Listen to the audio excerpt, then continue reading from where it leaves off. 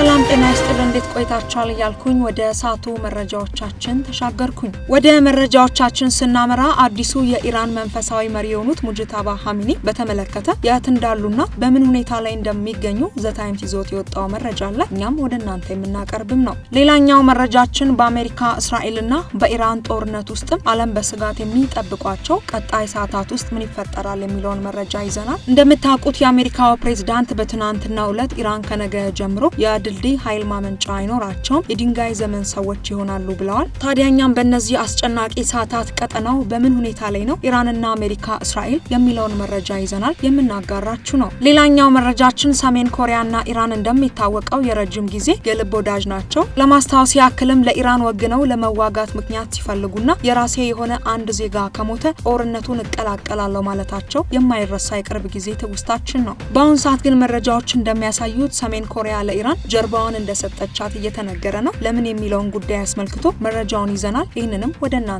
የምናቀርበው ነው። ሌላኛው መረጃችን ኢራን እስራኤል ላይ ከባድ ያጸፋ ጥቃት ሰንዝራለች። ጥቃቱን በከፈተችበት አካባቢ የሳይነር ድምጾች ተሰምተዋል። ጉዳዩን አስመልክቶ የእስራኤል መንግስትም ጉዳዩን አሳሳቢ ሲል መግለጫ ሰጥቷል። ይህንንም ወደ እናንተ የምናጋራችሁ ነው። ሌላኛው መረጃችን የሀገር ውስጥ ዜና ነው። ፊንቴክ ኢንቨስትመንት ማጭበርበር ጋር በተያያዘ ለስር የተዳረጉት አርቲስቶችና ቲክቶከሮች ጉዳዩ በፍርድ ቤት መታየቱ ቀጥሏል። ጉዳዩን አስመልክቶ ዛሬ አዲስ መረጃ አለ። ይህንንም ወደ እናንተ ይዘናል የምናቀርብላችሁ ነው። ውድ አድማጭ ተመልካቾቻችን እንደተለመደው ለእርስዎ ጠቃሚ ብለን ያሰብናቸውን መረጃዎች ሁሉ ይዘን ተገኝተናል። እዚህ ከላይ ያልጠቀስናቸውንም ዜናችን ውስጥ ያካተትናቸው በርካታ አስፈላጊ መረጃዎችን ይዘን ተገኝተናል። ከእርስዎ የሚጠበቀው ታዲያ እስከ ዜናችን ፍጻሜ ድረስ አብራችሁን መቆየት ነው። ሁሌም አዳዲስና መሰል መረጃ እንዲደርሳችሁ ለቻናላችን አዲስ ከሆናችሁ ቻናላችንን ሳብስክራይብ በማድረግ የደውል ምልክቱን መጫኖ እንዳይረሱ። ቪዲዮ ላይክ፣ ሼር በማድረግ ይጀምሩ።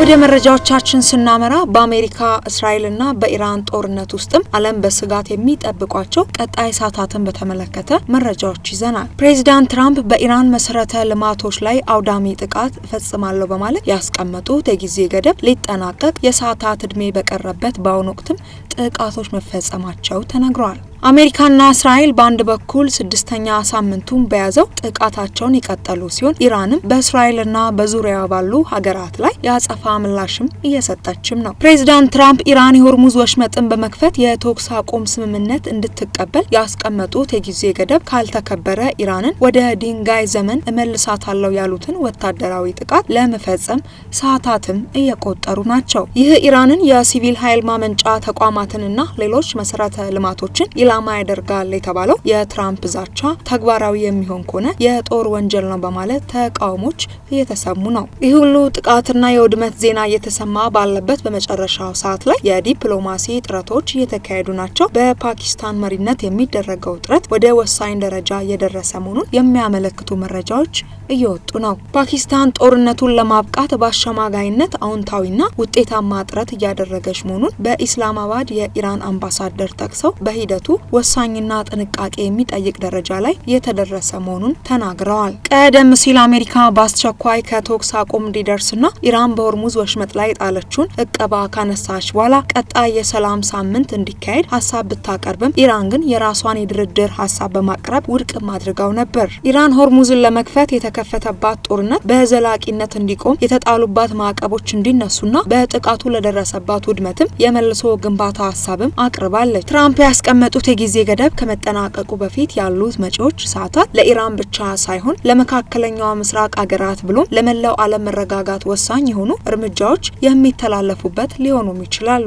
መላው ዓለም ምን ሊከሰት እንደሚችል በስጋትና በጉጉት እየጠበቀ ነው። ኢራንና አሜሪካ እንግዲህ ማን ተሸነፈ ማን አሸነፈ ከሚለው ወጥተን በሰላም ጉዳዩን ከፈቱት ለቀጠናው ብቻ ሳይሆን ለመላው ዓለምም ሰላም የሚመጣበትና ኢኮኖሚያችን የሚሻሻልበት በቂ ነዳጅ የምናገኝበት ሁኔታዎች ይፈጠራሉ ማለት ነው። ሌላኛው መረጃችን የኢራን የዘመናት ወዳጅ የሆነችው ሰሜን ኮሪያ በአሁኑ ሰዓት ግንኙነታቸው ምን ይመስላል የሚለውን መረጃ የምናይበት ሰዓት ነው። የደቡብ ኮሪያ ብሔራዊ መረጃ አገልግሎት ለሀገሪቱ ሕግ አውጪዎች ባቀረቡት ሪፖርት መሰረትም ሰሜን ኮሪያ ለረጅም ዘመናት የቆየውን የቅርብ ወዳጅነቷን ከኢራን ጋር ሆን ብላ ርቀቷን በመጠበቅ ላይ ነችም ብለዋል። ምንም እንኳን በሁለቱ ሀገራት መካከል በታሪካዊ ሁኔታ በወታደራዊና በዲፕሎማሲያዊ ረገድ ጥብቅ ግንኙነት ያላቸው ቢሆንም ፒዮንግያንግ አሁን ላይ በመካከለኛው ምስራቅ ካለው ቀውስ ጋር በተያያዘ ያለውን ተሳትፎ በከፍተኛ ሁኔታ ገድባለች ስትል ሴኡል በስለላ ድርጅቷ በኩል ማስታወቋን አሶሺየትድ ፕሬስም ዘግቧል። እርምጃው ሰሜን ኮሪያ ወደፊት ከአሜሪካ ጋር ሊኖራት ለሚችለው ዲፕሎማሲያዊ ንግግር በር ከፋሽ ለማድረግ ካላት ፍላጎት የመነጨ እንደሆነ የተነገረ ሲሆን በሌላ በኩል ደግሞ በሩቅ ሆና ሂሳቧን እያሳላች ነው ተብሏል። ኪም ጆንግ ኡን ጦርነቱ እንደተጀመረ በምን እንደሚቀላቀሉ ተቸግሯል፣ ምክንያቱም አጥተዋል በሚል በሰፊው የተዘገበ ሲሆን በመጨረሻም አንድ የሀገራቸው ዜጋ ኢራን ውስጥ አደጋ ከደረሰበት እርምጃ እንደሚወስዱ መዛታቸውም አይዘነጋም። የስለላው መረጃ እንደሚያመለክተው ከሆነ በኢራንና በእስራኤል መካከል ከፍተኛ ወታደራዊ ግጭት ከተቀሰቀሰ ከባለፈው የካቲት ወር ጀምሮ ሰሜን ኮሪያ ለኢራን ምንም አይነት የጦር መሳሪያም ሆነ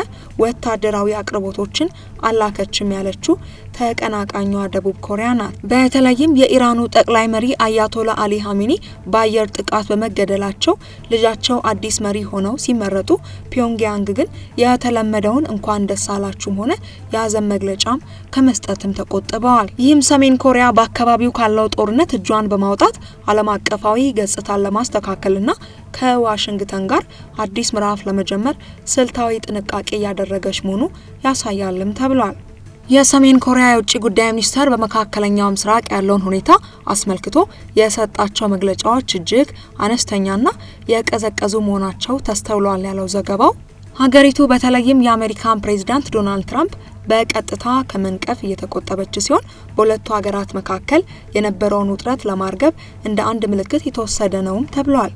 የደቡብ ኮሪያ የደህንነት ተንታኞች እንደሚሉት ኪም ጆንግ አሁን የቀጠናው ጦርነት እስኪረግብ ድረስ ሆን ብለው ድምጻቸውን በማጥፋት ከአሜሪካ ጋር ለሚደረግ ድርድር ራሳቸውን እያዘጋጁ ነው። ትራምፕ ከሰሜን ኮሪያው መሪ ጋር ወዳጅ ነን ብለው መናገራቸው የሚታወስ ሲሆን በመጀመሪያው የስልጣን ዘመናቸው መገናኘታቸውም ይታወሳል። በሌላ በኩል ሰሜን ኮሪያ በመካከለኛው ምስራቅ ባለው ጦርነት ምክንያት ለከፍተኛ የኢኮኖሚ ጫና መጋለጧም ተጠቁሟል። በጦርነቱ ሳቢያ የኢንዱስትሪ ግብዓቶችን ለማግኘት የተቸገረችው ፒዮንግያንግ የሸቀጣ ሸቀጥ ዋጋ መጨመርና የውጭ ምንዛሬ ተመን መናገር በሀገሪቱ ላይ ተጽዕኖ እያሳረፈ እንደሆነም ተዘግቧል። ይህንን ችግር ለመቅረፍና የነዳጅ ፍላጎቷን ለማሟላት ፒዮንግያንግ ከሩሲያ ጋር ያላትን ግንኙነት ይበልጥ እያጠናከረች ሲሆን የክሬምሊንን ድጋፍ በማግኘት የኢኮኖሚ ጫናን ለመቋቋም ጥረት እያደረገች መሆኑም ተገልጿል። ሌላኛው መረጃችን የኢራኑ አዲሱ መንፈሳዊ መሪ ሙጅታባ ካሚኒ የት እንዳሉና በምን ሁኔታ ላይ እንደሚገኙ ታውቋል። መረጃውን በዝርዝር የምናጋራችሁ ይሆናል። አዲሱ የኢራን መንፈሳዊ መሪ ሙጅታባ ሀሚኒ በጽኑ ታመው በኮማ ውስጥ እንደሚገኙና ሀገሪቱን መምራት በማይቻልበት ሁኔታ ላይ መሆናቸውን የደህንነት መረጃዎች ያመለክታሉ። እንደ ዘ ታይምስ ዘገባ ከሆነ መሪው በቆም ቅድስት ከተማ ሚስጥራዊ ሕክምና እየተከታተሉ ይገኛሉ። ሙጅታባ ካሚኒ ጉዳት የደረሰባቸው ባለፈው የካቲት ወር አባታቸው አሊ ካሚኒ በተገደሉበት የአየር ጥቃት እንደሆነ ተገልጿል። ከዚያ ቀን ጀምሮ በአደባባይ ያልታዩ ሲሆን በቅርቡ በመንግስት ቴሌቪዥን የተለቀቀው ምስል በሰው ሰራሽ አስተውሎት ኤአይ ተዘጋጀ መሆኑም ተገልጿል። ይህ የመሪው መታመም በኢራን ከፍተኛ የስልጣን ክፍተት የፈጠረ ሲሆን በሀገሪቱ በእስላማዊ አብዮታዊ ዘብ ቁጥጥር ስር መውደቁን ፍንጭም ሰጥቷል። በቆም ከተማም ትልቅ የመቃብር ስፍራ ግንባታ መጀመሩ ሁኔታውን አሳሳቢ መሆኑንም ያሳያል። ዘገባው የኛ ሳይሆን የዘ ታይምስ ነው። ሌላኛው መረጃችን እስራኤል መከላከያ ኃይል ከ12 ሰዓታት አንጻራዊ መረጋጋት በኋላ ከኢራን የተተኮሰ ባላስቲክ ሚሳኤል ደቡባዊ እስራኤልን ኢላማ ማድረጉን አስታወቀ። ይህንን የኢራን ጥቃት ተከትሎ በቤርሼባ ከተማና በአቅራቢያው በሚገኙ መንደሮች የማስጠንቀቂያ የሳይነር ድምጽም ሲሰማ እንደነበረም ተገልጿል። በተመሳሳይ ጊዜ የእስራኤል አየር ኃይል በዋና ከተማ ቴህራንና በሌሎች የኢራን ግዛቶች ላይ ያነጣጠረ ሰፊ የአየር ላይ ጥቃት ማጠናቀቁን የሀገሪቱ ጦር ይፋም አድርጓል። የእስራኤል ጦር እንዳስታወቀው ይህ ሰፊ የአየር ጥቃት የኢራን መንግስት ወሳኝ የሆኑ የመሰረተ ልማት ተቋማትን ኢላማ ያደረገ ሲሆን ስለ ጥቃቱ ተጨማሪ ዝርዝር መረጃዎችን ወደፊት እንደሚያሳውቁ አመላክተዋል። ሌላኛው መረጃችን ፌንቴክ ኢንቨስትመንት ማጭበርበር ጋር በተያያዘ ለስር የተዳረጉ አርቲስቶችና ቲክቶከሮች ጉዳይ በፍርድ ቤት መታየቱን ቀጥሏል። ከዚህ ጋር በተገናኘ መረጃ አለን። ወደ ዝርዝሩ እናምራ። ተጠርጣሪዎቹ በቁጥጥር ስር አውሎ ምርመራ እየተካሄደ የሚገኘው የፌዴራል ፖሊስ ጉዳዩን ወደ መጀመሪያ ደረጃ ፍርድ ቤት ወስዶ 12 ተጨማሪ የምርመራ ቀናት የተፈቀደለት ሲሆን ለመጋቢት 30 ቀን ተለዋጭ ቀጠሮ መስጠቱም ይታወሳል። ይህንን የመጀመሪያ ደረጃ ፍርድ ቤት ውሳኔ በመቃወምና የዋስትና መብታቸው እንዲከበር በመጠየቅ አርቲስቶቹ ለፌዴራል ከፍተኛ ፍርድ ቤት የይግባኝ አቤቱታ አቅርበውም ነበር። ከፍተኛው ፍርድ ቤትም ባለፈው ሳምንት አርብ ዕለት የግራና ቀኙን ክርክር ካዳመጠ በኋላ ፖሊስ የምርመራ መዝገቡን ለትናንትና ሰኞ መጋቢት 28 ቀን ይዞ እንዲቀርብና በቀረበው ይግባኝ ላይም ትዕዛዝ እንደሚሰጥም አሳውቆም ነበር። በዚህም መሰረት ከሰዓት በኋላ ጉዳዩን የተመለከተው የፌዴራል ከፍተኛ ፍርድ ቤት የስር ፍቃድ ቤቱን ውሳኔ በማጽናት የአርቲስቶችን የዋስትና ይግባኝ ሳይቀበል ውድቅም አድርጎትም ቀርቷል። በመሆኑም ተጠርጣሪዎቹ ቀደም ሲል በተሰጠው ቀጠሮ መሰረት መጋቢት 30 ቀን ጉዳያቸው እየታየበት በሚገኘው የመጀመሪያ ደረጃ ፍርድ ቤት ችሎት የሚቀርብም ይሆናል። ክቡራን አድማጭ ተመልካቾቻችን ለሳቱ ይዘን የቀረብንላችሁ መረጃዎቻችን በዚያ በቃ። በቀጣይ በሌሎች መረጃ እስከምንገናኝ ድረስ ኢትዮናስ ሚዲያችን ምንም ጊዜ እንደሚለው ሰላም ለሀገራችን፣ ሰላም ለዓለማችን ያምጣልን። በሌሎች መረጃዎች እስክንገናኝ ድረስ በያላችሁበት ጤና ይስጥልኝ።